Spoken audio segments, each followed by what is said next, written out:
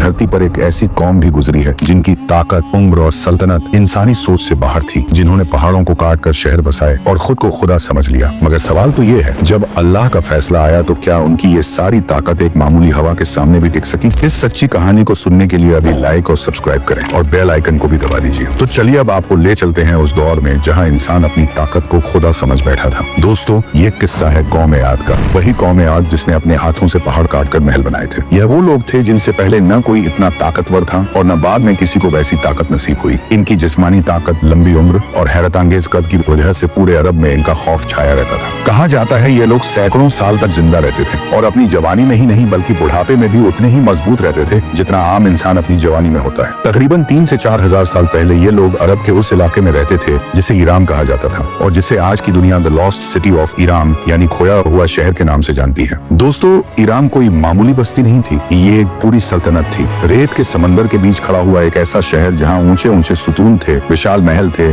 और पत्थरों से तराशे गए ऐसे घर थे जिन्हें देखकर आज का इंसान भी हैरान रह जाए। ये लोग मिट्टी से नहीं बल्कि पहाड़ों को काटकर अपने घर बनाते थे। उनकी इमारतें इतनी मजबूत थीं कि लोग कहते थे इन्हें वक्त भी नहीं गिरा सकता। आज दुनिया जिन खंडहरों और अजूबों को देखकर दंग रह जाती है, वह सब कौम आद की बनाई हुई निशानियां हैं। कहा जाता है कि ये वही निशानियां हैं जो कभी कौम आद की अजमत, ताकत और शान के गवाह थे। अल्लाह ने कौम आद को हर तरह की नेमत से नवाजा था। जमीन जरखेज थी, पानी की कोई कमी नहीं थी, मवेशी बहुत थे, फसलें लहलहाती थी और सबसे बड़ी नेमत थी उनकी ताकत और लंबी उम्र। मगर अफसोस, यही नेमतें धीरे धीरे इनके लिए फितना बन गई। जब इंसान को सब कुछ मिल जाए और उसे लगे कि ये सब उसकी अपनी वजह से है, वहीं से घमंड पैदा होता है और कौम आद के साथ भी यही हुआ। धीरे धीरे ये लोग अल्लाह को भूलने लगे। इन्हें लगने लगा कि हमें किसी खुदा की जरूरत नहीं, हमारी ताकत ही हमारा सहारा है। फिर बुत बनाए गए पत्थरों और धातुओं से और उन बुतों को सजाकर उनकी पूजा की जाने लगी। ये लोग कहते थे कि यही हमारे रब हैं जिन्होंने हमें ताकत दी है। सच्चाई से मुंह मोड़ लिया गया और सरकशी अपनी हदें पार करने लगी। जब तौहीद को भूल गए और शिर्क में डूब गए तो अल्लाह ने इनकी हिदायत के लिए उन्हीं की कौम से एक नेक और समझदार शख्स को नबी बनाकर भेजा,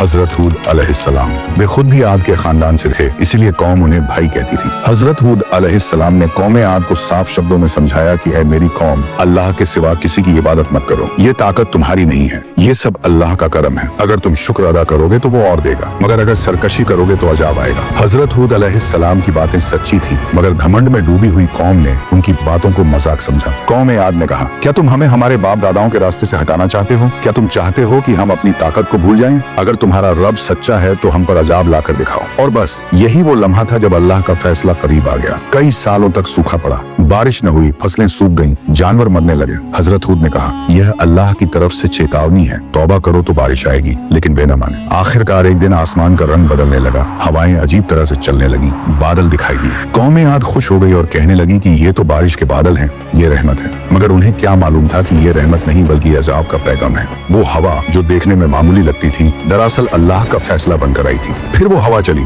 1 दिन, 2 दिन और फिर लगातार 7 रातें और 8 दिन, इतनी जोरदार कि बड़े बड़े ताकतवर आदमी सूखे पत्तों की तरह उछल उछल कर जमीन पर पटके जाने लगे। जिन हाथों से वो पहाड़ काटते थे वही हाथ बेबस हो गए, महल गिर गए, सुतून टूट गए, पूरा ईरान उजड़ गया और वो लोग जो खुद को दुनिया का सबसे ताकतवर समझते थे, मामूली सी हवा के झोंकों में तबाह कर दिए गए। पूरी की पूरी कौम हलाक कर दी गई, कुछ भी बाकी न बचा, न कोई शहर, न कोई सल्तनत, कुछ भी बाकी न रहा। आज अगर कुछ बाकी है तो सिर्फ रेत के नीचे दबी हुई निशानियां और कुरान की वो आयतें जो इंसान को चेतावनी देती हैं कि ताकत, दौलत और लंबी उम्र किसी को नहीं बचा सकती। जब अल्लाह का हुक्म आता है तो सबसे मजबूत कौम भी मिट्टी बन जाती है। यह कहानी कुरान पाक में कई जगहों पर बयान हुई है, सूरह हूद, सूरह अल आराफ, सूरह अल फज्र, सूरह अल हक वगैरह में। यह हमें सिखाती है कि घमंड और शिर्क का अंजाम बर्बादी है। नेमतें अल्लाह की हैं, उनका शुक्र अदा करो वरना छिन जाती हैं। अल्लाह रहम करने वाला है लेकिन जालिमों को सख्ती से पकड़ता है। बेशक अल्लाह हर चीज पर कादिर है। ऐसे ही रहस्यमयी कहानी और राज जानने के लिए अभी लाइक करें, सब्सक्राइब करें, बेल आइकन दबाएं ताकि आप हर नए रहस्य और कुरानिक कहानी के बारे में जान सकें। और कमेंट में लिखें कि आपको सबसे ज्यादा कौन सा हिस्सा हैरान करने वाला लगा। शेयर करें ताकि हर कोई इबरत हासिल कर सके।